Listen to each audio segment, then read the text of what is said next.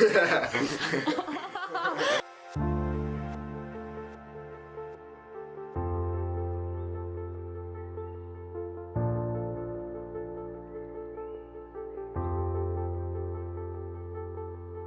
name's Pettit. This year I'm currently taking Band, Gov AP, Calc BC, English AP 12, Physics AP 2, and Chem AP. So I get up at about 6 o'clock and I get ready and I get here by 7. So I go through jazz band, then I have a first period study hall, second period band, I go through that. And then after that it's kind of like home stretch. I have Gov AP, and then after that I have Calc BC AP, then I have English 12 AP. Then after that I go to Physics AP 2, and after that I go to Chem AP. After all that's done, I come back into GPS and I practice my saxophone, usually till about 4 o'clock, and I head home and take care of my dog for a few hours, and then I'll get started on homework. I mean, once you get used to it, it's kind of all samey. It's just put in a bunch of work and get out a result. But I'm definitely slowest at English personally, and that's more of a personal thing. Rigor, chemistry AP has a lot of rigor. There's a lot of work involved in that, and you really have to dedicate yourself to getting that done. Well, they're definitely not all at the same level of difficulty. It's all personal to what you want. Me personally, I like learning a bunch of different things. I'm just weird like that. I like knowing a whole bunch of different stuff. So, depending on what you're interested in, certain things are going to be easier than others.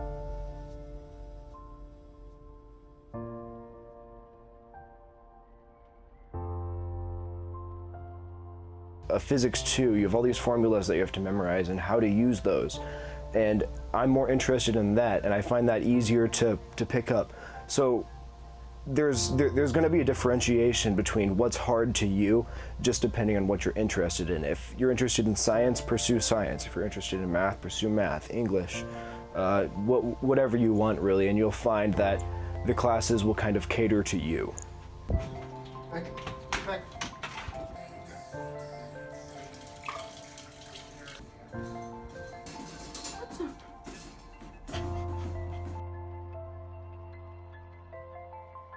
There's certainly more pressure on me by signing up for all these classes, because my parents expect an A for every single class, every single semester of the year. And when you're in 5 AP classes, it's just something's bound to fall behind. You can't keep track of everything at once. Before the school year began, like 2 weeks before, I told my dad, I'm like, I want a job, I'm gonna get a job. He basically called me an idiot for thinking that was a good idea, and he was right, because at this point I can't imagine stacking a job on top of what I have. It's enough stress already knowing that in 3 classes you are behind by 3 days and you're gonna get, a 70% maximum for all of your homework grades, and you have to rely on tests to bring you up. So just stacking on a job is just more stress and makes it harder. It's not worth it, essentially. Scheduling with marching band was ridiculous. I had to accept that I'm not gonna get this done. I have to skip this. So by the end of the semester, I had given up doing all of my math homework, and I had like 20 NHIs that eventually had to go in the grade book at the end of the year. It's like, I'm sorry, Miss Daughtry, but there's nothing I can do. And that's the exact same thing that happened the second semester during the senior paper. Because we had all this stuff to do for the senior paper while we're reading a book in English, and on top of that, the second semester, every single class likes to pick up the intensity and make it just a little bit harder than the previous semester, so you can, so the first semester is a little easier to get into.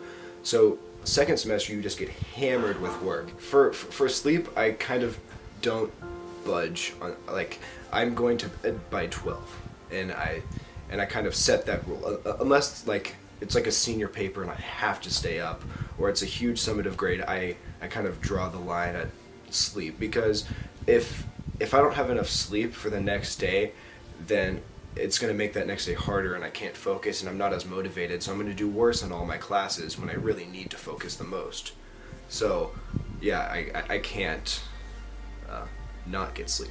You're going to have a lot of days if you kind of stack up a bunch of AP classes where you're totally not motivated. That happens to everybody, but it's when you're in all these AP classes and you don't have that motivation and things start to go wrong and you don't have any more time, where you just kind of have to accept the fact that I can't do this. You know, I have to do what's healthy and accept a lower grade. Whenever I get overwhelmed, it's just like I just give up and I'm just done.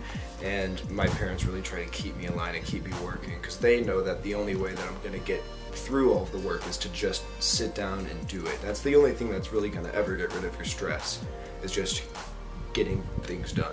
Since I'm so overworked and always doing homework as is, I will usually take going to a friend's house. I mean, otherwise it's unhealthy, because just like sitting cooped up inside all the time, always doing homework and always having the same set of events every day is really exhausting, and you kind of need that break.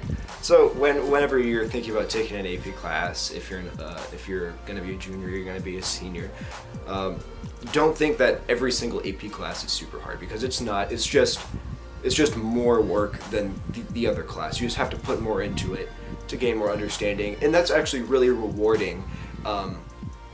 Just piece by piece, class by class. It's really rewarding, and it's really nice to come out of a class knowing that you've learned something.